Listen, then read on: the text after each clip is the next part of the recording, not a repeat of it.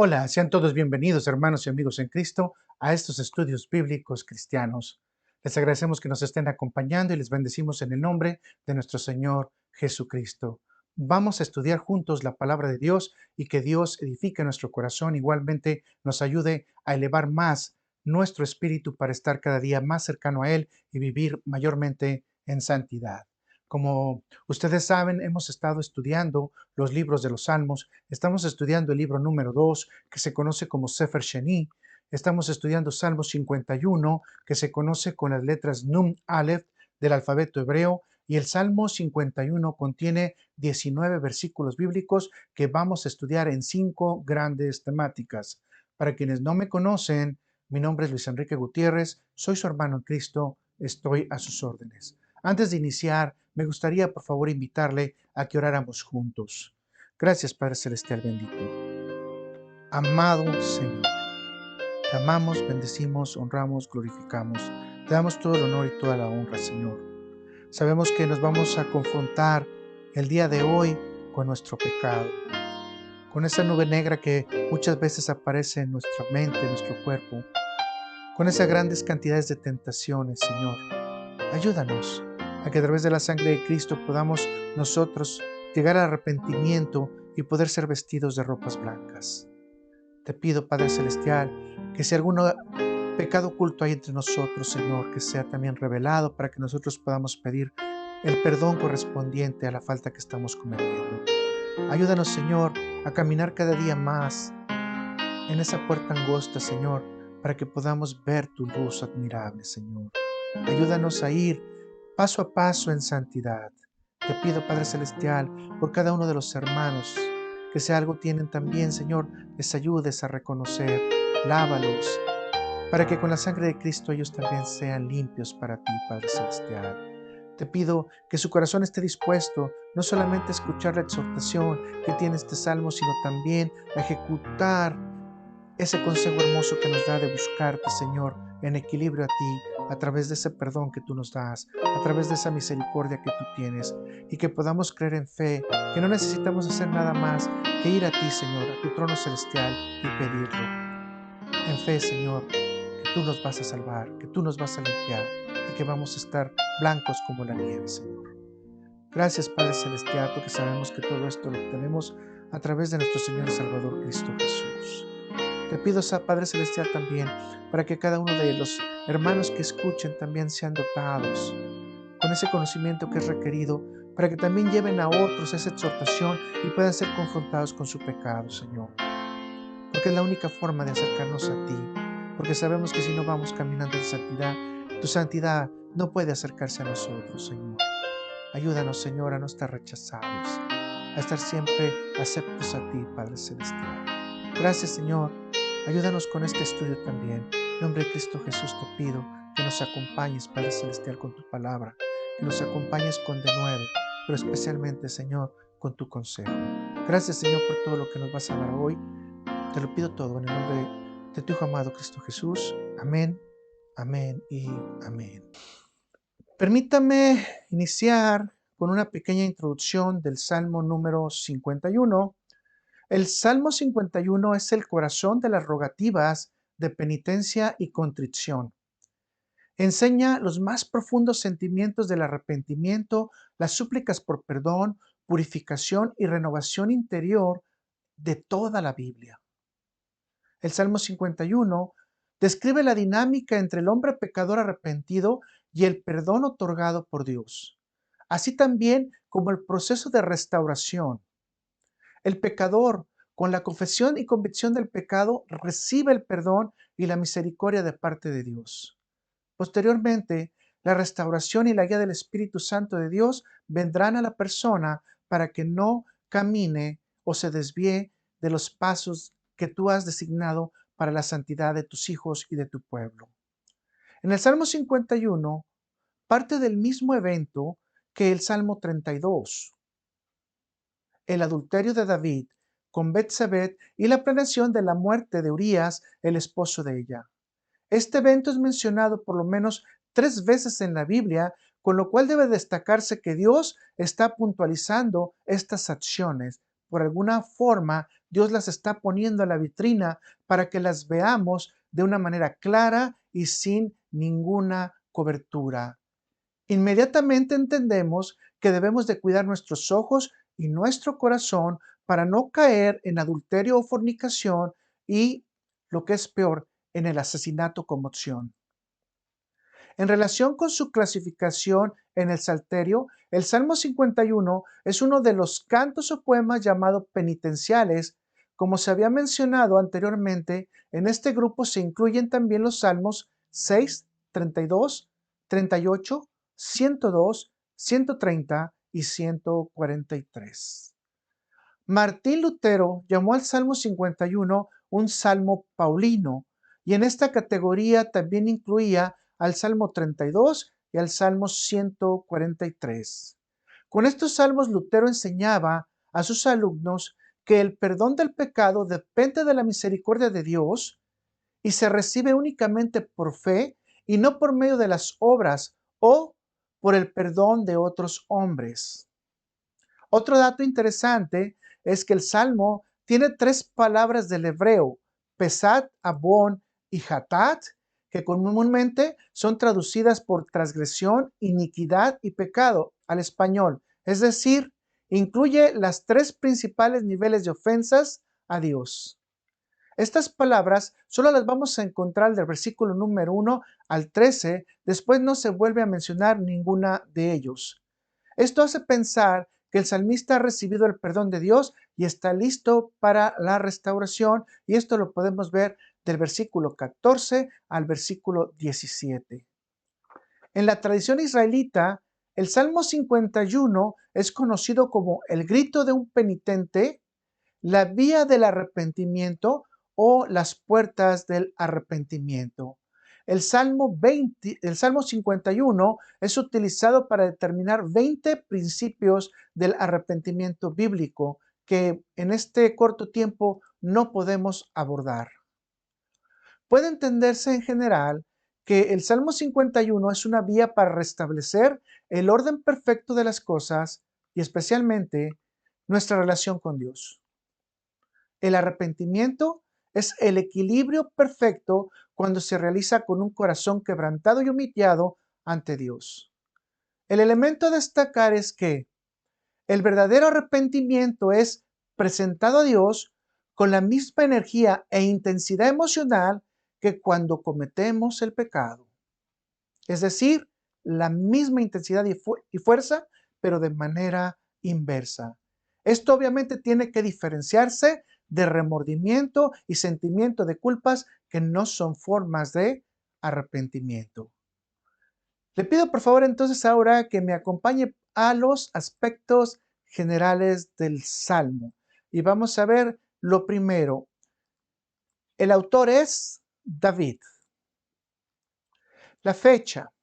El Salmo se localiza en una fecha de 1034 antes de Cristo, fecha en la cual se calcula que vino Natán a traer la exhortación y la profecía a David. Algunos autores, permítame explicarle esto, están en desacuerdo que el Salmo haya sido escrito por David y corresponda a su periodo o a la época de David, por las siguientes razones. Número 1. Las ideas principales expuestas en el Salmo se relacionan con el vocabulario del siglo VI y del siglo V antes de Cristo que no corresponden al vocabulario común de David. 2.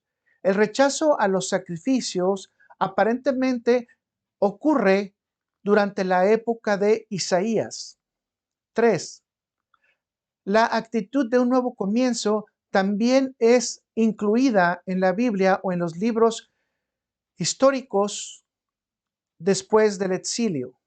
4. La expresión Santo Espíritu no corresponde a la época de David. Quienes sustentan estos fundamentos determinan que el Salmo no tiene un autor conocido y que fue escrito entre las épocas de Jeremías y Ezequiel hasta los días de Nehemías. Aproximadamente esto ocurriría que el Salmo fue escrito en el año 445 al año 443 antes de Cristo, Consecuentemente, el Salmo 51 sería un salmo sobrescrito en lo que es la estructura del salmo. Los versículos 18 y 19 serían los que fueron incluidos posteriormente. Aunque esta información nos ayuda a discernir más la palabra de Dios y tiene una gran cantidad de lógica y sentido, la posición que vamos a adoptar es la que dice la Biblia, y que el estudio que vamos a realizar hoy reconocemos a David como el autor y a la fecha como el 1034, que es lo que específicamente la Biblia nos está dando. El tipo de salmo es un mismor. Como ya lo hemos estudiado, es un rezo, plegaria o rogativa. Y básicamente aquí sí nos vamos a tener que establecer en la palabra rogativa. Los participantes, de manera incluida, es el director sinfónico. Y hoy vamos a estudiar un poquito de vocabulario. Y vamos a iniciar con la primera palabra que habíamos mencionado de las tres, que es Peshat, Abón y Hatat, que son las transgresiones más fuertes que podemos encontrar nosotros en la Biblia o a través de toda la Biblia. Incluso la última, Hatat, también es traducida por la Septuagésima al griego. Perdón, sí, al griego. Vamos entonces a estudiar la primera palabra, que es la palabra peshat, que es transgresión. La palabra peshat aparece en los versículos 1, 3 y 13 de el Salmo 51. La palabra aparece 93 veces en el Antiguo Testamento. Estos son los sentidos bíblicos de la palabra. Descarriarse, es decir, salirse voluntariamente del camino de una vida santa y provocar la rebelión en contra de Dios. Con esto nos da claramente la información de que es una persona que conoce a Dios y tiene una intimidad con Dios. Ofensa, insultar al prójimo o ir en contra del prójimo. Transgresión, violación consciente de las leyes de Dios. Castigo, el pago por la transgresión. Ofrenda, entregarse a sí mismo con una promesa de restauración. La siguiente palabra es abón. Abón es iniquidad. Aparece en los versículos 2, 5 y 9. La palabra aparece 231 veces en el Antiguo Testamento, de las cuales 50 veces se utiliza en el Pentateuco o conocido también como Torá. Y la primera vez que es utilizada es por Caín al referirse a su castigo. Tiene los siguientes sentidos bíblicos. Iniquidad. El término indica una ofensa intencional o no en contra de la ley de Dios. También se le puede llamar un pecado por omisión. Castigo. Una ofensa a la santidad de Dios con consecuencias de sanción, especialmente de aquellos que trabajan en la oscuridad. Culpa. La responsabilidad total por el pecado o la falla cometida por un error. La, Septuaginta traduce la palabra como maldad, iniquidad y sin ley. Vamos a ver la última palabra, que es hatat, y esta es la palabra que comúnmente nosotros conocemos como pecado. Aparece en los versículos 2, 3, 4, 5, 9 y 13, es decir, 6 veces en el Salmo 51. Aparece unas 293 veces durante todos los periodos de la literatura bíblica. Esta es la definición más común que tenemos en toda la Biblia, es decir, pecado es igual a errar en el camino o no dar en el blanco, y puede indicar también una ofensa en contra del prójimo. También puede indicar un estilo de vida, es decir, una forma de vivir alejado de los caminos de Dios que Dios ha fijado para cada uno de nosotros. Como usted se puede estar dando cuenta, el total de estas tres palabras en el Salmo 51 es de 12 veces. Y esto coincide también con el total de las tribus de Israel. Le voy a pedir entonces ahora que me acompañe a ver la temática que vamos a cubrir. Número uno, clamando por la misericordia de Dios. Número dos, confesión genuina del pecado. Número tres, oración por purificación y restauración. Número cuatro, dependencia divina para iniciar el servicio. Cinco, intercesión por Jerusalén. Así que vamos a empezar con el tema número uno y vamos a leer el Salmo 51, los versículos 1 y 2, y vamos a leerlo desde el título. Y va a decir así: al músico principal, Salmo de David, cuando después que se llegó a Betsabé, vino a él Natán el profeta. Versículo 1. Ten piedad de mí, oh Dios, conforme a tu misericordia. Conforme a la multitud de tus piedades, borra mis rebeliones. Lava más y más mi maldad y límpiame de mi pecado.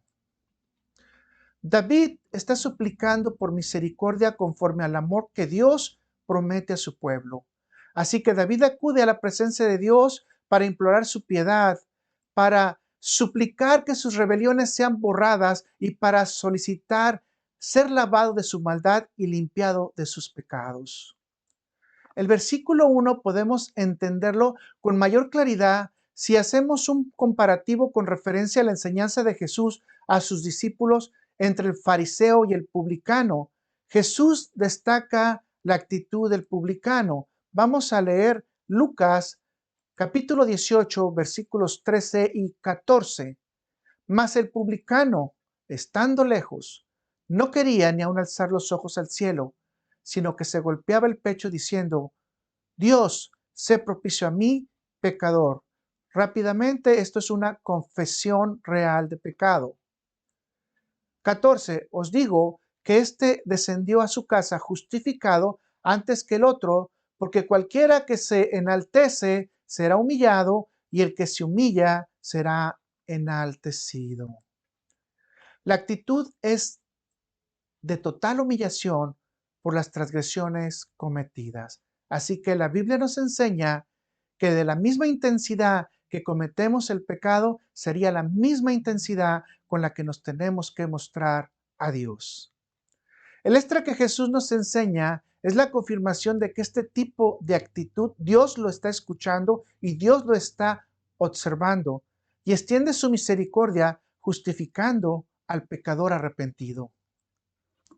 Pasando al versículo 2, es muy profundo. Dice Salmo 51, versículo 2, lávame más y más de mi maldad y límpiame de mi pecado. En el Antiguo Testamento no es posible encontrar la dimensión de los pecados cometidos por David, quien era un verdadero hijo de Dios en comparación a otros verdaderos servidores. David tenía una gran justificación para pedir la intervención activa de Dios en su vida espiritual porque tenía muchas manchas especiales y particulares que ningún poder humano le podía quitar. Aquí podemos darnos cuenta de que ninguna persona humana puede tener el mérito para limpiarse de su propia maldad y pecado, mucho menos limpiar la maldad de otro o perdonar el pecado de otro ser humano. Acompáñame, por favor, a Isaías, capítulo 43, versículos del 25 al 26.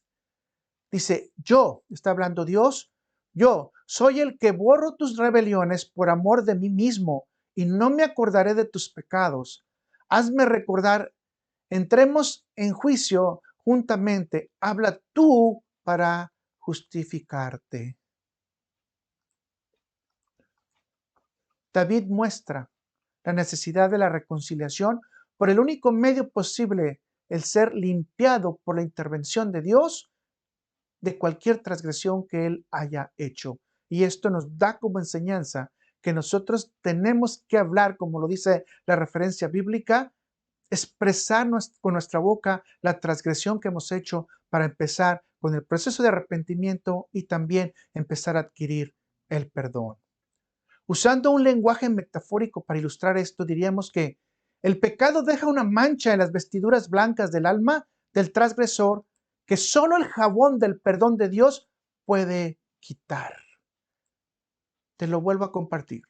El pecado deja una mancha en las vestiduras blancas del alma del transgresor que solo el jabón del perdón de Dios puede quitar. Vamos ahora al tema número 2, confesión genuina del pecado. Esto lo encontramos en el Salmo 51, versículos 3 al 6, y dice: porque yo reconozco mis rebeliones, y mi pecado está siempre delante de mí. Contra ti, solo he pecado. Y he hecho lo malo delante de tus ojos, para que seas reconocido justo en tu palabra, y teniendo por puro en tu juicio. He aquí en maldad he sido formado, y en pecado me concibió mi madre.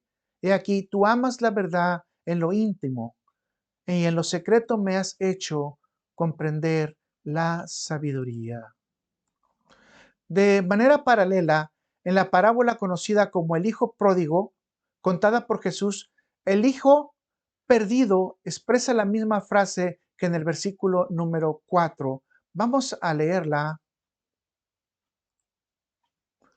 en Lucas 15, versículos del 18 al 19.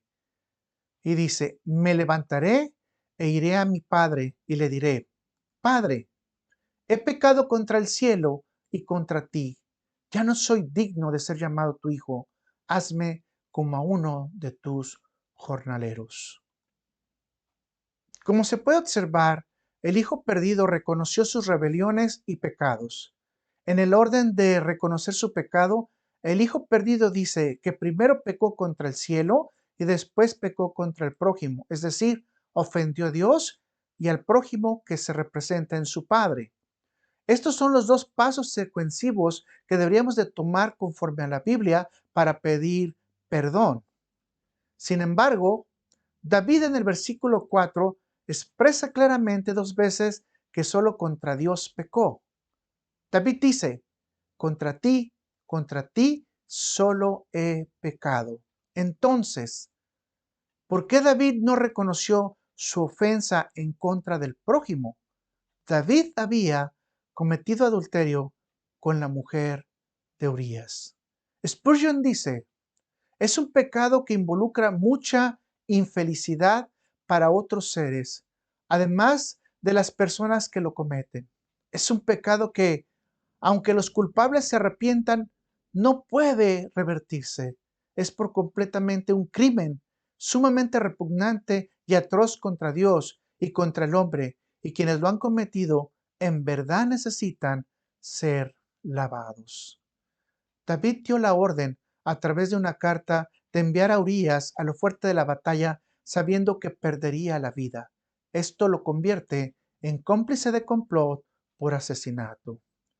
Muchos exégetas han tratado de dar una respuesta clara a este dilema bíblico, pero no todas las explicaciones son convenientes. ¿Por qué David solamente declara: contra ti y contra ti he pecado? Permítame exponerle solo dos ejemplos y usted tome la decisión. ¿Cuál es el más conveniente? Póngalo usted en su corazón. Número 1. Cualquier pecado es en contra de la santidad de Dios. En esta explicación se dice que aunque cometió el pecado de adulterio y al enviar a la muerte al esposo de Betsabé, realmente la ofensa era en contra de Dios. Este es el ejemplo de una hipérbole. En primer lugar, el pecado de David fue una rebelión en contra de Dios. En segundo lugar, David transgredió las posesiones de Dios al herir personas que pertenecían a Dios, transgrediendo el orden social creado. Consecuentemente, David tenía que decir: contra ti pequé porque transgredí tu ley, y contra ti pequé porque dañé a tus criaturas. La segunda explicación dice: el pecado de David solo fue en contra de Dios y se realizó en lo privado de su corazón. Los pecados de David fueron cometidos en privado y no en público, pero siendo un hijo de Dios, ofendió con sus acciones directamente a la santidad de Dios. Betsabé fue traída en secreto a la casa de David y la carta que sentenciaba a Urías también fue enviada en secreto para que su muerte fuera circunstancial. Dios era el único que podía leer lo profundo del corazón de David y consecuentemente el único ofendido. La explicación es la siguiente. Betsabé cooperó en adulterio, por consiguiente, aunque pudiera ser víctima de las circunstancias, también era cómplice de adulterio. Consecuentemente, de manera personal, no había ofensa, pero era adulterio. Consecuentemente, sí ofendió la santidad de Dios. En relación con Urías, no había ninguna ofensa debido a que él se había insubordinado al rey al no obedecer las órdenes del rey de ir a dormir con su esposa, y esto le daba la sentencia de muerte. Independientemente, David no podía disculparse con una persona muerta. Sin embargo, ante Dios sí existió la intención del corazón de asesinar a Urías, aunque éste fuera justificado por el rey terrenal. David debía pedir perdón por participar en la muerte de Urías como asesinato ante Dios, aunque éste hubiera merecido la muerte, debido a que en su corazón él había designado matarle por su pecado y no por las ofensas de Urías. Consecuentemente, no había una ofensa en contra del prójimo.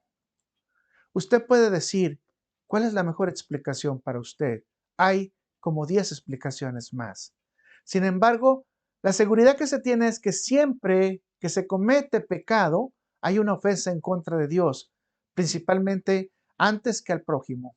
De hecho, David era transgresor de la ley, pero estaba reconociendo con sus palabras su culpa. Veamos lo que nos dice Santiago, capítulo 2, versículo 11. Porque el que dijo, no cometerás adulterio, también ha dicho, no matarás.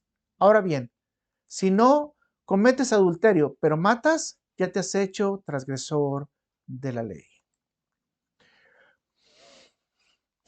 Claramente, la confesión del pecado tiene como principal propósito pedir la misericordia de Dios y su perdón. Veamos lo que dice Primera de Juan, capítulo 1, versículos 9 al 10. Si confesamos nuestros pecados, Él es fiel y justo para perdonar nuestros pecados y limpiarnos de toda maldad. Si decimos que no hemos pecado, le hacemos a Él mentiroso y su palabra no está en nosotros. Sin embargo, la lectura cuidadosa nos dice que el salmista no solo hace la confesión del pecado, sino que tiene la convicción de que su humanidad está bajo la influencia de la maldad. David declara en su descargo que su naturaleza es pecadora desde su concepción y no puede contenerse de ejecutar el pecado. David confirma que por naturaleza somos hijos de la ira. Consecuentemente, David está diciendo que fue arrastrado al pecado sin la intención de ofender a Dios. Pablo nos ayuda en esta larga cita a confirmar el problema de la naturaleza con la cual estaba lidiando David con el pecado. Vamos a Romanos capítulo 7, versículos del 14 al 20, y dice, porque sabemos que la ley es espiritual, mas yo soy carnal, vendido al pecado. Porque lo que hago no lo entiendo, pues no hago lo que quiero, sino lo que aborrezco, eso hago. Y si lo que no quiero, eso hago, apruebo que la ley es buena, de manera que ya no soy yo quien hace aquello, sino el pecado que mora en mí. Y yo sé que en mí, esto es, en mi carne, no mora el bien. Porque el querer el bien está en mí, pero no el hacerlo. Porque no hago el bien que quiero, sino el mal que no quiero, eso hago. Y si hago lo que no quiero, ya no lo hago yo, sino el pecado que mora en mí. El resistir las tentaciones no es fácil para un hombre de carne y hueso. Consecuentemente, el hombre y la mujer fácilmente pueden caer en cosas prohibidas. Pablo está instruyendo que existe una lucha frontal entre el viejo hombre residual y el nuevo hombre regenerado. Spurgeon dice que el problema con el pecado es que está enraizado en el núcleo de nuestro ser y permea nuestros corazones. Por eso la Biblia dice, no hay justo ni a uno. Romanos 3:10. Los hombres estamos muertos en delitos y pecados. Efesios 2:1. Vendidos a la esclavitud del pecado. Romanos 7:14. Somos prisioneros del pecado. Romanos 7:23. Y, por naturaleza, hijos de la ira. Efesios 7, versículo 3. Solo por la fe y el poder del Espíritu Santo podemos ser librados de este estado de total muerte espiritual. David entiende que solo Dios es el único que nos puede convertir en hechura suya y que los méritos personales no son suficientes para librarse del pecado que habita en el corazón. Necesitamos de la fe en Cristo, necesitamos de su sangre para ser lavados. Vamos entonces ahora al tema número 3. Oración por purificación y restauración. Salmo 51, versículos 7 al 13. Y dice, purifícame con hisopo y seré limpio. Lávame y seré más blanco que la nieve. Hazme oír el gozo y la alegría, y se recrearán los huesos que has abatido. Esconde tu rostro sobre mis pecados, y borra todas mis maldades. Crea en mí, oh Dios, un corazón limpio, y renueva un espíritu recto dentro de mí. No me eches de delante de ti, y no quites de mí tu Santo Espíritu. Vuélveme el gozo de tu salvación, y el espíritu noble me sustente. Entonces enseñaré a los transgresores tus caminos, y a los pecadores se conviertan a ti. Después de reconocer su condición y aceptar su transgresión, el salmista explora el extraordinario mundo de la misericordia divina. Esta posición le lleva al salmista a expresar sus peticiones de liberación y restauración. Vamos a hacer un pequeño resumen de ellas. Número 1, purificación. Número 2, la restauración del gozo, la alegría y la sanidad. Posiblemente David estaba teniendo un dolor de huesos o sentir que el pecado había penetrado hasta los huesos y él no lo podía sacar. 3. Pide que Dios esconda su rostro, es decir, que no contemple el pecado de David y que no sea más testigo de él. 4. David pide que se borren todas sus maldades, es decir, David quiere que sean eliminadas todas las maldades que le alejan de la santidad de Dios. 5. Pide que se cree un corazón limpio. La palabra utilizada para crear es la palabra barat. Es la misma palabra o el primer verbo utilizado en el Génesis, de en donde no existía nada y fue empezado a generarse todo con la palabra de Dios o con la boca de Dios. David estaba pidiendo entonces un corazón que no existe, que solo Dios puede moldear o que solamente Dios puede hacer. 6. Renovación espiritual. Es posible que aquí se refiera a su propio espíritu, pero que sea recto o en específico a su mente para que tenga su mente ese toque espiritual, justicia, humillación y misericordia, no solamente a él, sino también al prójimo. 7. No quites tu Santo Espíritu. Es una petición no común en los salmos de David, ni tampoco por ser directo en el Antiguo Testamento. Sin embargo, la obra del Espíritu de Dios es activa en toda la Biblia. La intervención del Espíritu Santo es vital en la vida del creyente, no solo para recibir dones, sino para servir y ser exhortados en nuestras fallas.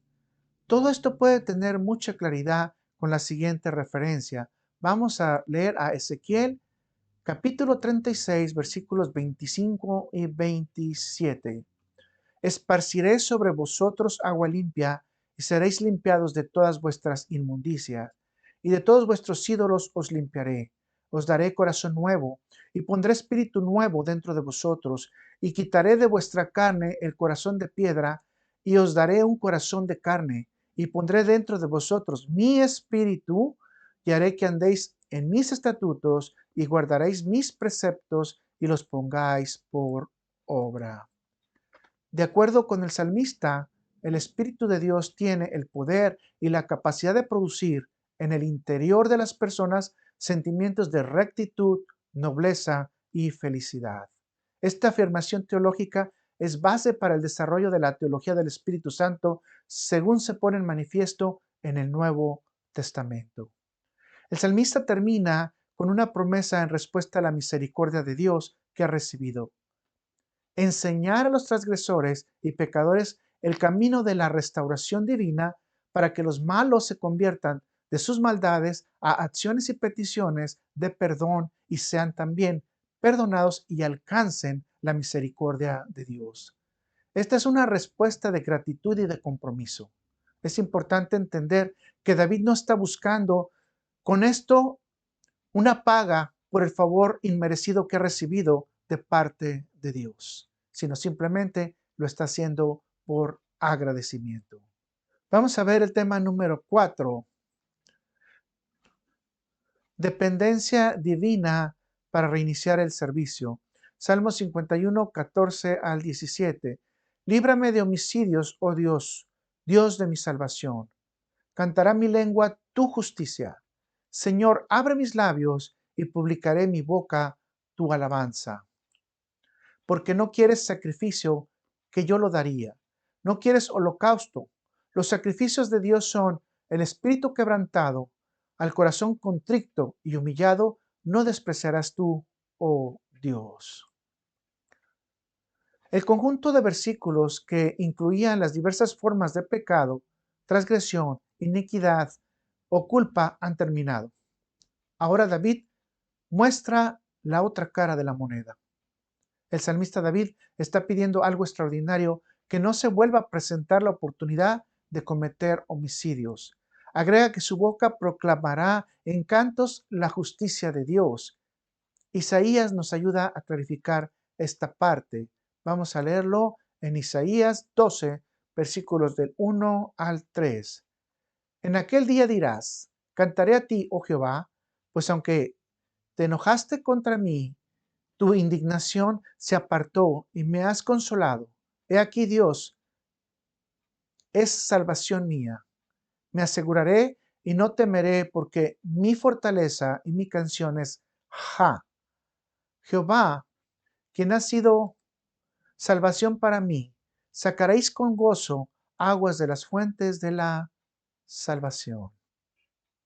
El salmista ha sido librado de la cárcel del pecado, de la sentencia de muerte divina, restaurado con el Espíritu Santo y conformado para el servicio a Dios. Ahora está experimentando la verdadera libertad al librarse de la muerte física prematura y de la permanente causada por el pecado en la eternidad. La evaluación siguiente es la relación con el sistema de limpieza por medio de sacrificios de los animales. El salmista reconoce en esta experiencia que Dios acepta un corazón verdaderamente quebrantado, arrepentido y humillado. El espíritu quebrantado y el corazón contrito es lo que Dios quiere en todos los creyentes. La respuesta verdadera a la manifestación de la misericordia divina se relaciona, según el salmista, con las convicciones profundas y las acciones concretas, no con el sistema de ritos que podrían llevarse a efecto de manera mecánica, sin compromiso ético ni valores morales. Vamos entonces al tema número 5: intercesión por Jerusalén. Salmo 51, versículos del 18 al 19 y dice: haz bien con tu benevolencia, Sión, edifica los muros de Jerusalén. Entonces te agradarán los sacrificios de justicia, el holocausto u ofrenda del todo quemada. Entonces ofrecerán becerros sobre tu altar. Estos dos versículos son establecidos como los adicionales al Salmo y por algunos expertos calificarlo como un salmo sobrescrito, es decir, que los versículos 18 y 19 fueron anexados para el uso de toda la congregación. Esto quiere decir que esto se convierte de una confesión personal a una invitación de confesión colectiva y de renovación de la esperanza de la salvación a través de la extensión de la misericordia de Dios al pecador. Entrando en el análisis de los dos versículos, la petición es específica: la restauración de la ciudad de Jerusalén y sus muros. Vamos a leer esto en Isaías 62, versículos 6 y 7. Sobre tus muros, oh Jerusalén, he puesto guardas. Todo el día y toda la noche no callarán jamás. Los que os acordáis de Jehová, no reposéis, y le deis tregua hasta que restablezcan a Jerusalén y la pongan por alabanza en la tierra. El Salmo presenta su declaración teológica postrera. Es únicamente por la bondad del Señor hacia Sión que serán aceptados los sacrificios de justicia, que es una manera de enfatizar la importancia de las implicaciones éticas y morales del sistema de las ofrendas. Es por su misericordia que el Señor se alegrará de los holocaustos, ofrendas y sacrificios en el altar.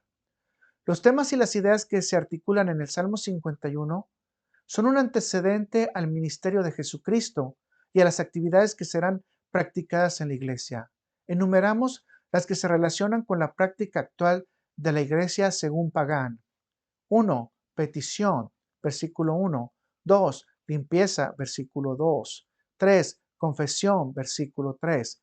4. Restauración, versículo 7. 5. Conversión, versículo 10. 6. Salvación, versículo 12. 7. Proclamación, versículo 15. 8. Súplicas intensas. 9.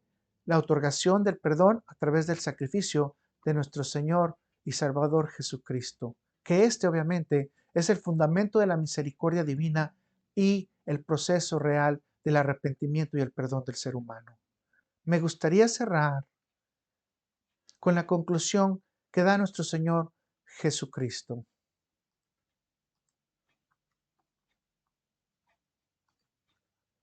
Lucas 7, versículo 47 al 48 dice, por lo cual te digo que sus muchos pecados le son perdonados porque amó mucho, mas aquel a quien se le perdona poco, poco ama. Y a ella le dijo, tus pecados te son perdonados. Vamos entonces a pasar a las preguntas. Número 1. ¿Cuáles son las características de una persona arrepentida? 2. ¿Confesión de pecado es lo mismo que arrepentimiento? 3. ¿Quiénes pueden quitar los pecados? 4. ¿Cómo se puede explicar que un siervo de Dios comete grandes transgresiones? 5. ¿Cuáles serían los pasos para el arrepentimiento conforme al Salmo 51? 6. ¿Qué es el gozo del Espíritu Santo? 7. ¿Por qué la iglesia debe enseñar a los pecadores el arrepentimiento? 8. ¿Debe hacer el cristiano una promesa de compromiso, de dedicación a vivir en la santidad con la ayuda de Dios? Explique. Les agradezco que nos hayan acompañado en el Salmo 51 y esperamos en Dios que esto nos dé luz para estar cada vez más caminando a lo que Él nos pide, Dios, el camino a la santidad. Gracias nuevamente por estarnos acompañando. Si todo sale correcto, te esperamos en el Salmo número 52, si Dios nos lo permite.